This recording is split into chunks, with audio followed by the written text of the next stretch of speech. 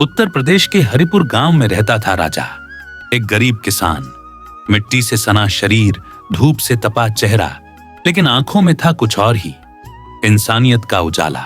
उसके साथ रहती थी उसकी माँ दया, जो जितनी बूढ़ी थी उतनी ही समझदार। राजा बेटा, भूखे पेट मेहनत नहीं होती, पर चिंता मत कर, भगवान तेरी मेहनत का फल जरूर देगा। एक दिन राजा जंगल से लकड़ियां लाकर घर लौटा। माँ चूल्हे पर रोटियां सेंक रही थीं। घर में खाने को कुछ नहीं था, अनाज की पोटली खाली हो चुकी थी। गांव का सेठ लालचंद उसे रास्ते में मिला, पेट निकला हुआ, गले में सोने की मोटी चेन और हाथ में तिजोरी की पोटली। राजा विनती करता है, सेठ जी, कुछ दिन का उधार दे दीजिए, मेरी माँ भूखी है, जल्द ही चुका दूंगा। अरे राजा, तू तो सीधा सच्चा है, ले ये पैसे, लेकिन ब्याज सहित लौटाना मत भूलना। राजा ने कर्ज लिया और उसी दिन एक फैसला किया। माँ, मैं समोसे बनाऊंगा, पिताजी भी यही करते थे, हम फिर से वो दिन लौट आएंगे। राजा ने माँ की मदद से समोसे बनाए।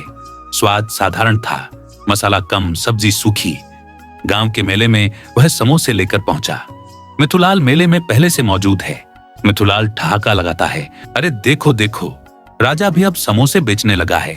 ये बेस्वाद समोसे कौन खाएगा? कुछ लोग आए, राजा के समोसे चखे, पर चेहरा बिगाड़ लिया। भैया, ये समोसे तो बहुत ही खराब हैं। राजा का दिल टूट गया। वह घर लौटा। बेटा, शुरुआत हर किसी की कठिन होती है, हार मत मान, भगवान देख रहा है। अगले दिन राजा फिर समोसे लेकर मेले गया, पर चुपचाप एक कोने में बैठ गया। तभी एक बूढ़ा साधु आया। बाबा अज्ञानी। बेटा, बहुत भूख लगी है, कुछ खाने को मिलेगा? मिथुलाल ने उसे डांटकर भगा दिया। राजा ने अपने बचे हुए समोसे उसे दे दिए।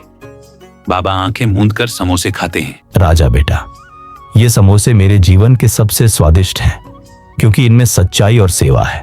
फिर बाबा ने एक जादुई बूटी राजा को दी। जब भी इसे अपने समोसों में मिलाएगा, स्वाद दुगना हो जाएगा।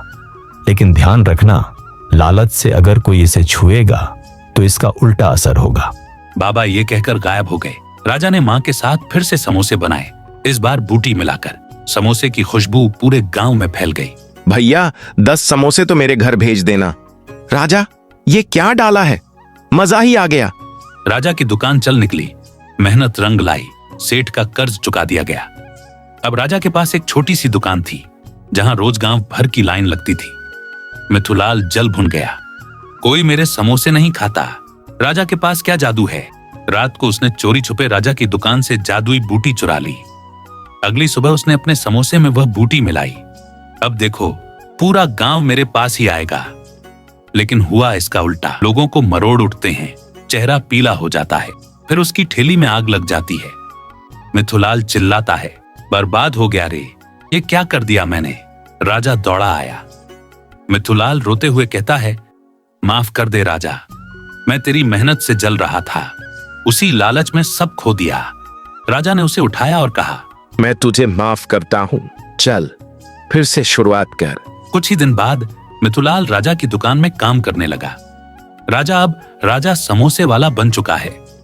उसके समोसे की खुशबू हर सोमवार को दूर दूर के गांवों तक जाती थी। दया मां रोज मंदिर जाती थी। भगवान ने राजा की ईमानदारी को उसका फल दिया। कहानी का अंत एक बोर्ड पर उभरता है। ईमानदारी से किया काम बड़ी इज्जत दिलाता है।